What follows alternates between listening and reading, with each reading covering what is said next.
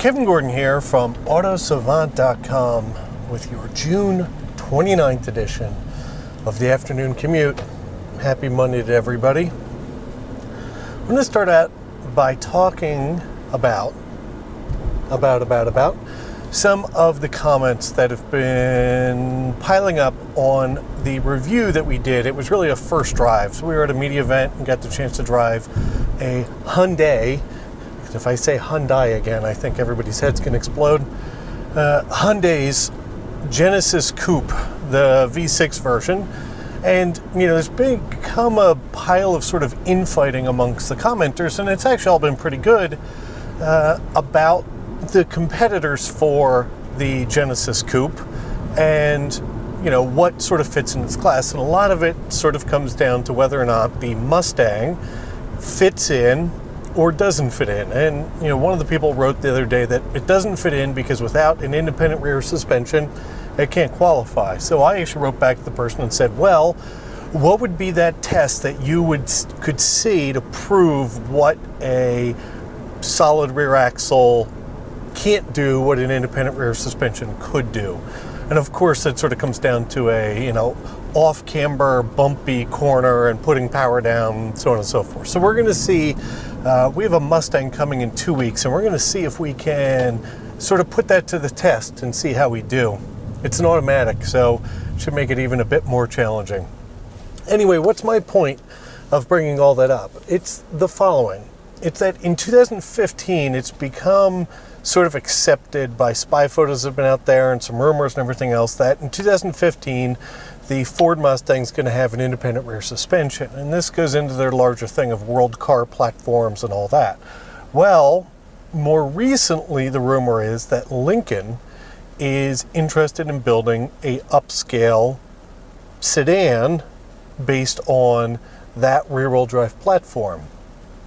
So that leads to one more set of speculations, and that's, if they do that, what in the world is it going to be? If you look at Lincoln's current model lineup, it's really a bunch of rebranded Ford cars with, as most people would say, not enough distinction between the Lincoln brand and the Ford brand to make them special and unique cars. The Lincoln cars compete more with the, say, Lexus ES 350 than they even do with like the Lexus GS 350.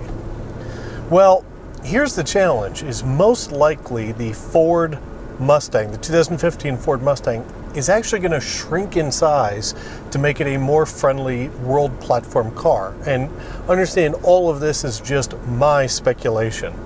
But I'm guessing that car gets smaller. And if it's the case, it's now a smaller coupe, how in the world is Lincoln going to make something that's, a larger four-door sedan and make it all work? And how much, platform re-engineering is really going to be taken to do that?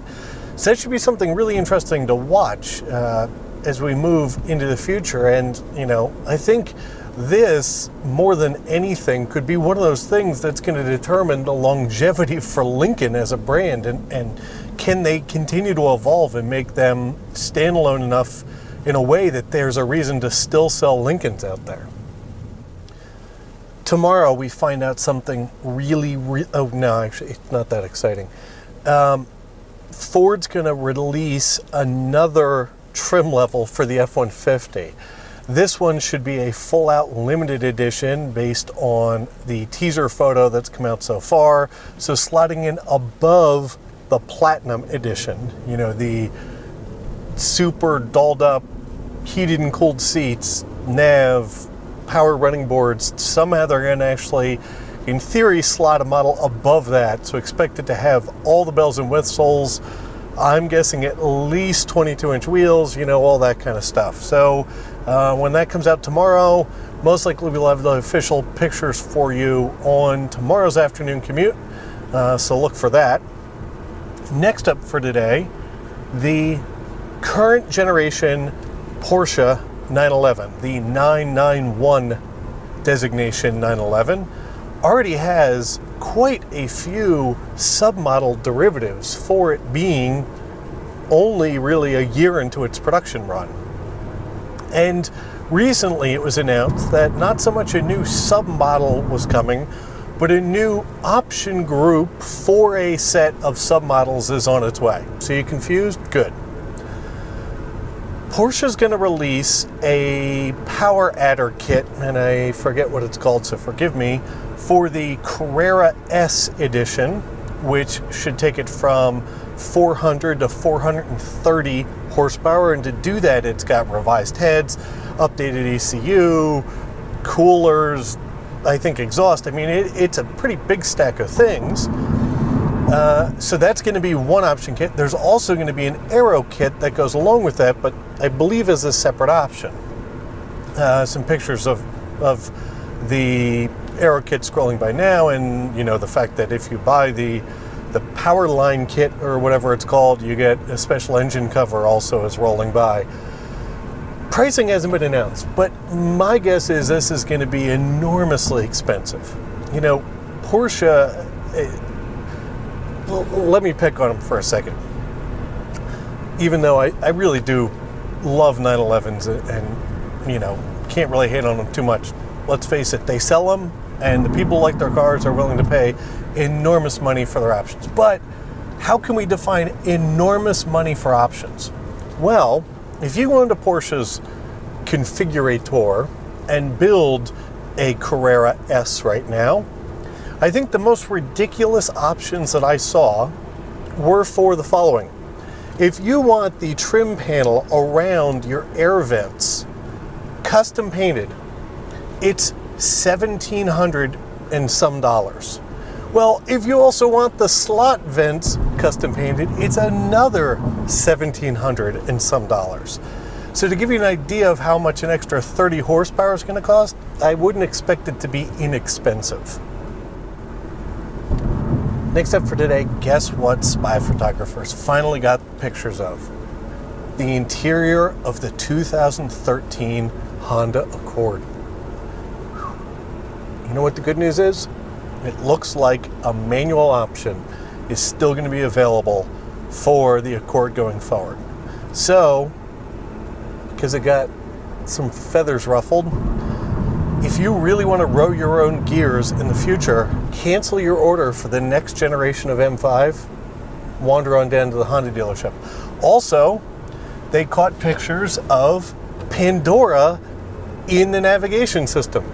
So Honda's managed to get their technology at least to a 24 months behind period on next year's Honda Accord by including Pandora streaming audio. And I give it a hard time, but it's because I think Honda needs to be given a hard time. Somebody really needs to kick them in the ass. And let's face it, I'm at this point on a full out Honda beating mode. I mean, I'm not hating on them. Like I said, I still think the way their cars steer and brake and drive in a lot of ways are as good as anything, if not class leading in a lot of ways. But they're going to get their lunch eaten if they don't really step up their game soon. And finally for today, the letters TMG. What do they mean to you? Okay, another question. Who placed fourth in this year's 24 Hours of Le Mans? And final question, I mentioned the letters TMG.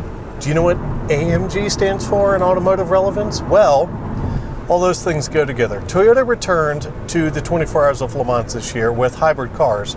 And despite a reasonably rough race, including one of the most spectacular crashes in all of Le Mans history, the Toyota Motorsports, and it's some German four-letter thing that I'm not going to attempt to pronounce, but let's call it Group for now. The Toyota Motorsports Group is a standalone but wholly owned subsidiary of Toyota Corporate. And recently they've announced that they're going to try to become a full standalone performance line, much like AMG is for Mercedes-Benz. And this goes along with some spy shots that came out of a Lexus LS whatever that was lapping the Nürburgring last year. And take a look at the thing. I mean, it actually really looks pretty good. And the reason I'm talking about this is I actually believe that if Toyota manages to do this, it could be very successful, and the cars will be excellent.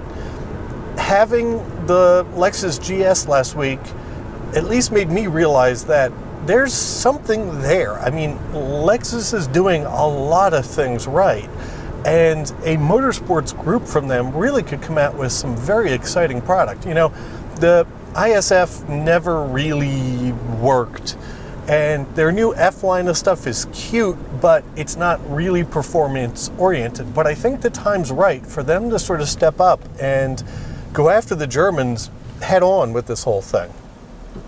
So that's what we had for the day. I'm Kevin Gordon from Autosavant.com. I look forward to talking to you guys tomorrow.